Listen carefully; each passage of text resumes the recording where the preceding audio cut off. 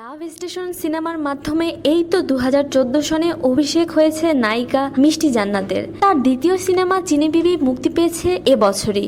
মাত্র দুটি ছবিতে অভিনয় করেই যৌথ প্রযোজনার সিনেমাতে কলকাতার জনপ্রিয় নায়ক সোহমের বিপরীতে আমার প্রেম তুমি চলচ্চিত্রে অভিনয় করার ডাক পেলেন নায়িকা মিষ্টি জান্নাত। ছবিটির কাহিনী গড়ে উঠেছে বিশ্ববিদ্যালয় পড়ুয়া দুই তরুণ তরুণীর প্রেম নিয়ে। আমার প্রেম তুমির পরে তিনি অভিনয় করতে চলেছেন আরো দুটি যৌথ প্রযোজনার চলচ্চিত্রে, যার একটিতে অভিনয় করার কথা রয়েছে ইন্দ্রনীল সেনগুপ্তের। মাহি মিম কিংবা ফারিয়ার মতো অপরূপা সুন্দরীর তকমাটা কিন্তু মিষ্টি জান্নাতের ঝুড়িতে নেই, এমনকি বিশাল ভক্ত ভান্ডারও নেই জান্নাতের। তবে কি করে ভাগ্য এত সুপ্রসন্ন হলো, এ প্রশ্নের উত্তর পাওয়া না গেলেও এটুকু বোঝা যাচ্ছে এভাবে চলতে থাকলে সিনেমা লাইনে পাকাপোক্ত হতে তার আর বেশি দিন লাগবে না। প্রিয় দর্শক, মিষ্টি জান্নাতের অভিনীত কোনো সিনেমা আপনি দেখে থাকলে দয়া করে আপনার অভিজ্ঞতা আমাদের সাথে শেয়ার করুন।